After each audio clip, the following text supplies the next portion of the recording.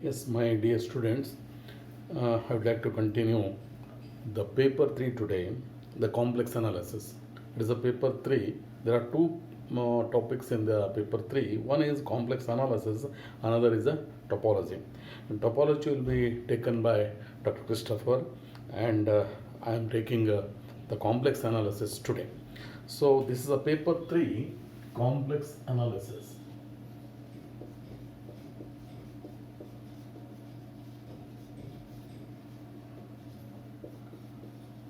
So yes, it is the paper 3. Let me define first what is complex variable.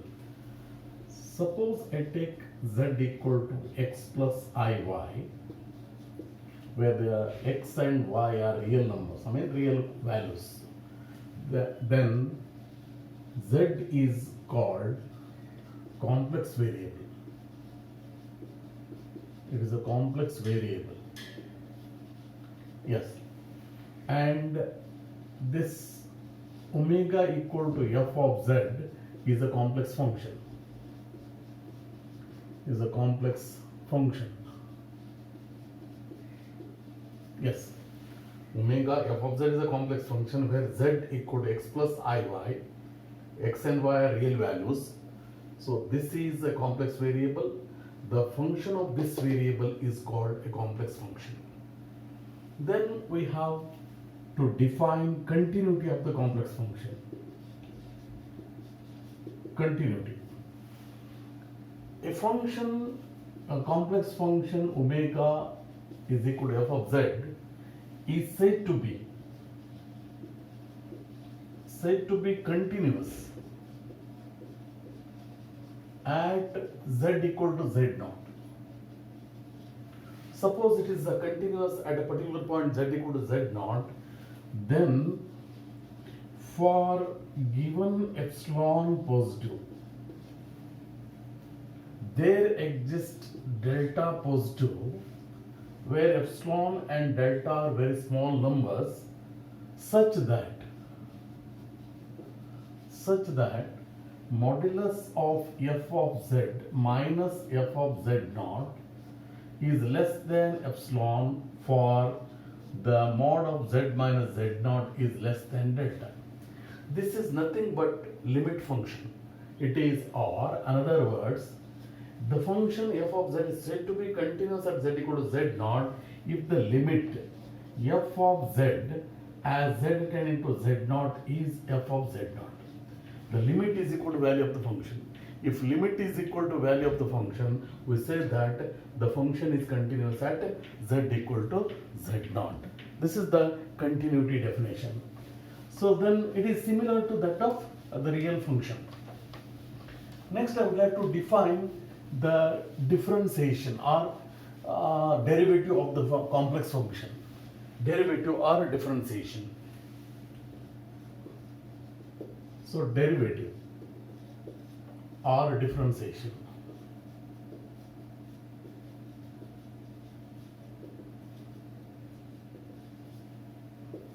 Yes. What is this? A complex function f of z is said to be differentiable. Is said to be differentiable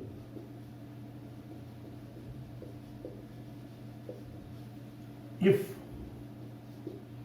limit f of z plus delta z minus f of z divided by delta z as delta z tending to 0 exists. So limit f of z plus delta z minus f of z divided by delta z as delta z tending to 0. If this limit exists, we say that f of z is differentiable and is denoted by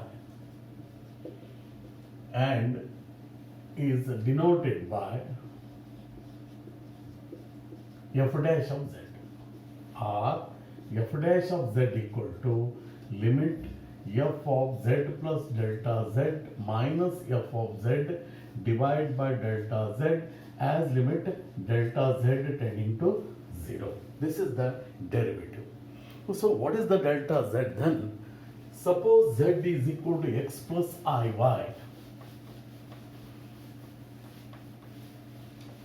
as a note you can take it that z equal to x plus iy. Z becomes z plus delta z. There is an increment in the z. Means suddenly there is an increment in x and y. So x plus delta x plus I, y plus delta y. There is an increment in x and there is an increment in y. If I separate this, x plus iy plus delta x plus I delta y. This is nothing but z plus delta x plus I delta y. This is z plus delta z. So this z cancels. Delta z equal to delta x plus I delta y. This is how we are taking the separate real part and imaginary part derivative or the small increment in the x and y with respect to delta z. Yes. Then let me define one more term, neighborhood. Neighborhood of a point. Neighborhood of a point.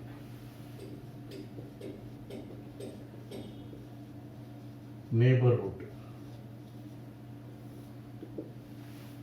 Z0 is one of the term in the plane. On a complex plane, Z0 is a plane, a point. Then neighborhood of, in short form, NHD, small NHD. So neighborhood of Z0 is nothing but set of all points Z such that mod of Z minus Z0 is less than epsilon, where this epsilon is radius of that circle, a small circle. So what do you mean by this?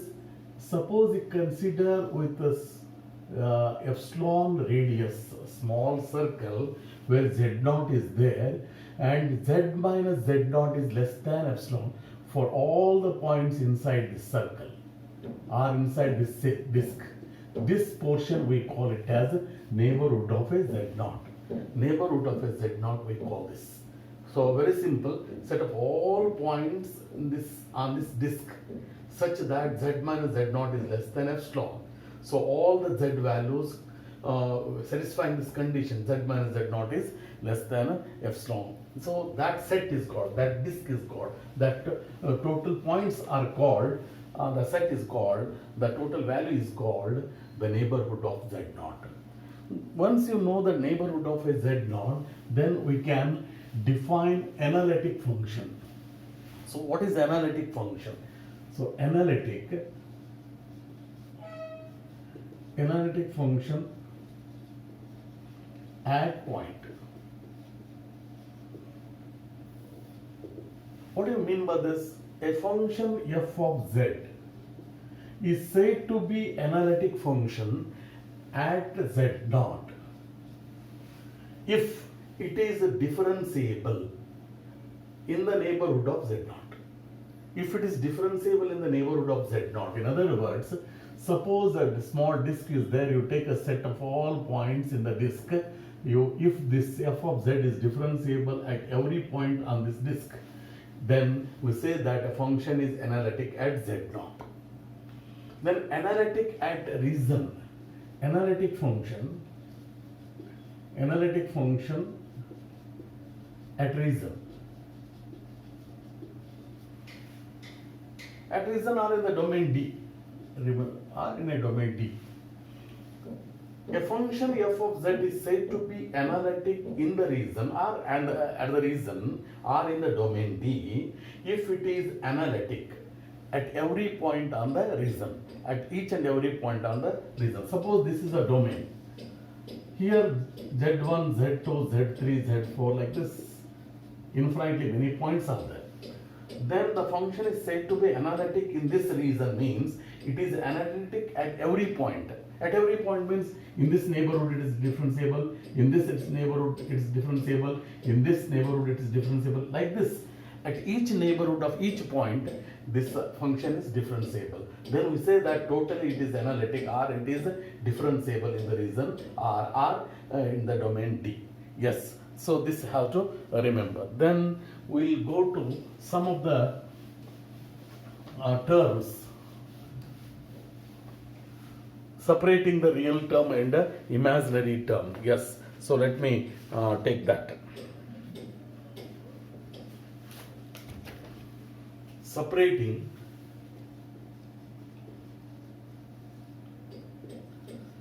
real and imaginary.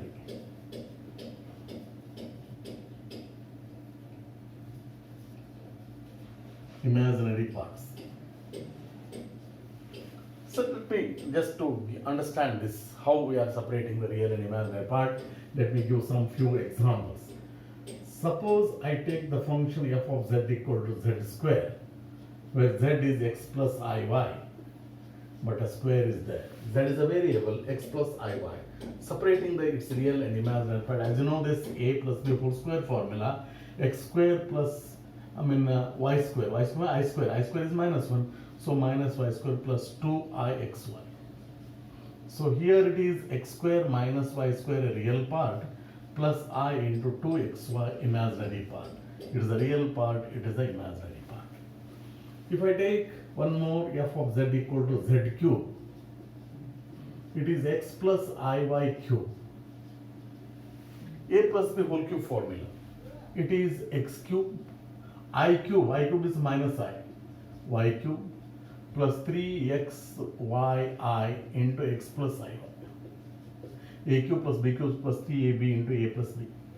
So x cube minus iy cube plus 3x square yi, and I square is minus 1 minus 3xy square. If I separate the real part, x cube minus 3xy square is the real part. I term, if I take it common, I minus y cube plus 3x square y. It is the imaginary part. Even in complex number, I would like to take few terms separating the real and imaginary part. Yes, sine of z, it is sine of x plus iy. Sine a plus b formula. Sine a, sine x into cos iy plus cos x sine iy. Sine a cos b plus cos a sine b. Cos iy is cos hyperbolic y, sine iy is I sine hyperbolic y, therefore it is sine x cos hyperbolic y plus, that's I will come here, cos x sine hyperbolic y. So this is the real part and is the imaginary part. Of course, I have given some complex, the hyperbolic function and the trigonometric function relation. Similarly, suppose I take cos z. Cos z is cos x plus iy. Cos a plus b formula. Cos x cos iy minus sin x sin iy. Cos a cos b minus sin a sin b formula. It is cos x cos hyperbolic y. Cos iy is cos hyperbolic y, and sin iy is I sin hyperbolic I.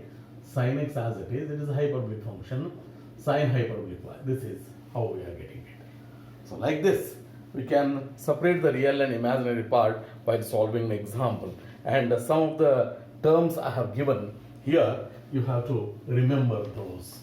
The relation between trigonometric function and hyperbolic function, you know that it is the sin ix is I sin hyperbolic x. So reverse case of this is sin hyperbolic ix is I sin x.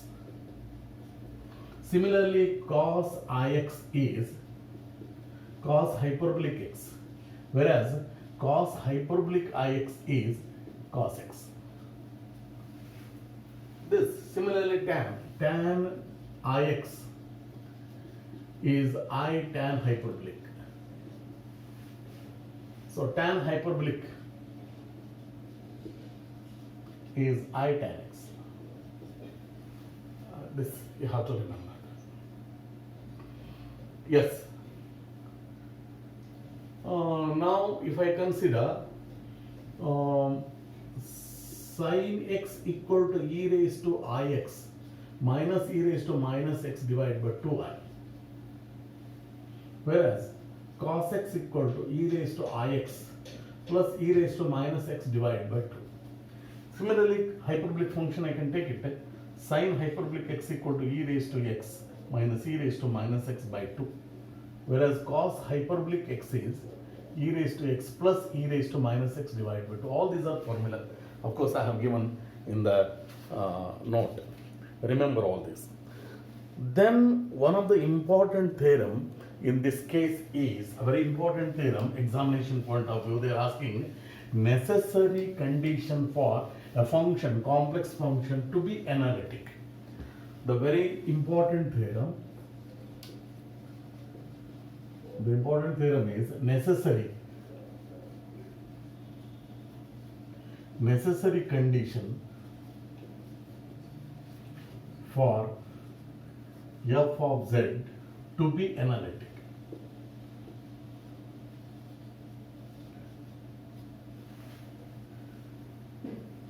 In the examination, what they are asking, state and prove the necessary condition for the function f of z to be analytic.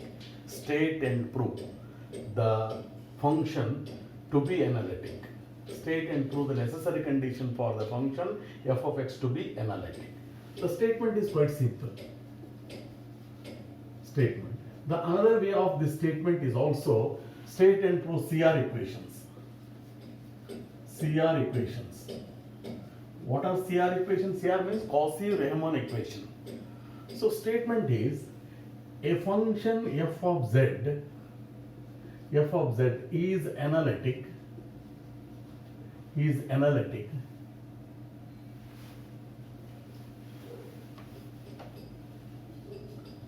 is analytic then all four partial derivatives. What are those? Delta u by delta x, delta u by delta y, delta v by delta x, and delta v by delta y exist. All these four partial derivatives exist if the function is analytic, then and dou u by dou x equal to dou v by dou y. This is one equation. Second equation is dou u by dou y is equal to minus dou v by dou x is also equal to ux equal to vy. So ux is partial derivative of u with respect to x, vy is partial derivative of v with respect to y. It is also written as ux is uy equal to minus vx, and these are called CR equations. So CR equations, these we call it as a CR equations. Yes, we want to prove this. If the function is analytic, these four are existing, then we have to prove these two conditions. So this is an important part. Okay, let's take up. Proof is quite simple. Yes, proof of this theorem is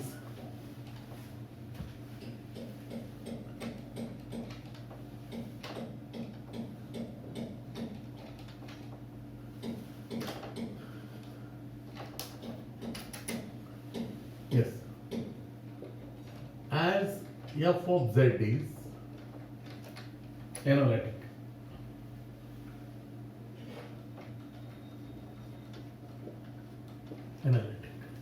this implies f dash of z equal to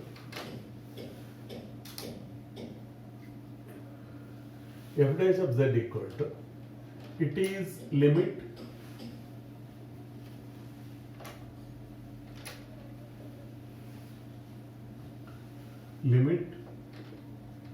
f of z plus delta z minus f of z divided by delta z as delta z tending to 0. Yes, call this as a 1. As f of z equal to u of x comma y plus I p of x comma y. Call this as a 2. Therefore, f of z plus delta z equal to u x plus delta x y plus delta y plus I v x plus delta x y plus delta y. Yes, and call this as a 3 from 1 to 3, 1, 2 and 3. F dash of z equal to limit u x plus delta x y plus delta y plus I v x plus delta x y plus delta y minus u x y plus I v x y divided by, it is delta x plus I delta y as delta x plus I delta y tending to 0. Call equation number 4. Here we have two cases. One, this limit is along the x-axis, another evaluating this limit along the y-axis. So case 1.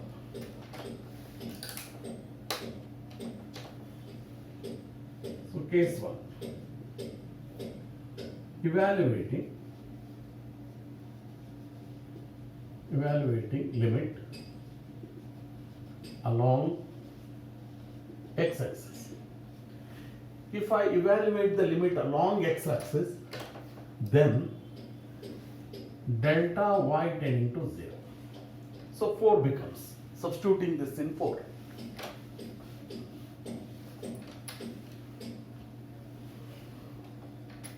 Four becomes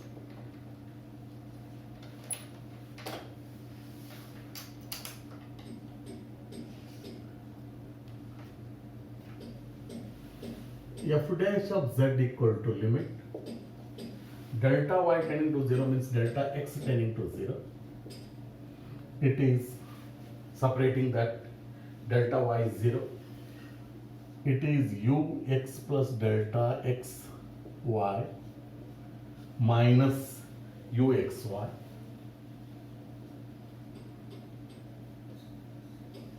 plus I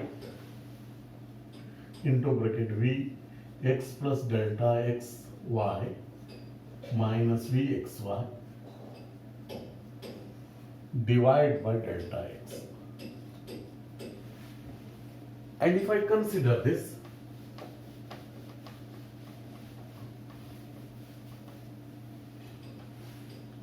this is f dash of z equal to, after applying the limit, it is delta u by delta x plus I delta v by delta x. Call equation number 5. Case 2.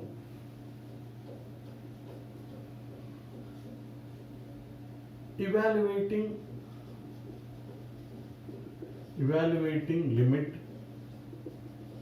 along y-axis. If I evaluate the limit along y-axis, definitely delta x becomes 0. So on y-axis, there is no increment along the x-axis. Therefore, 4 becomes f dash of z equal to limit I delta y tending to 0. It is u x y plus delta y minus u x y plus I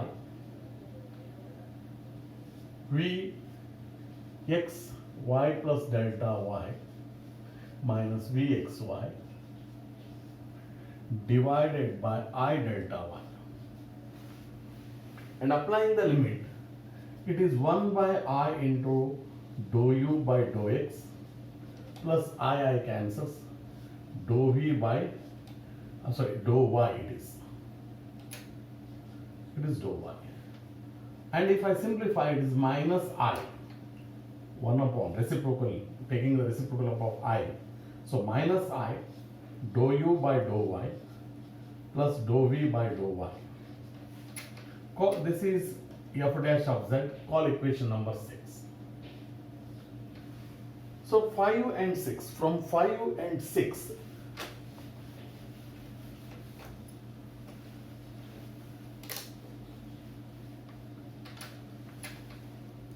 from 5 and 6,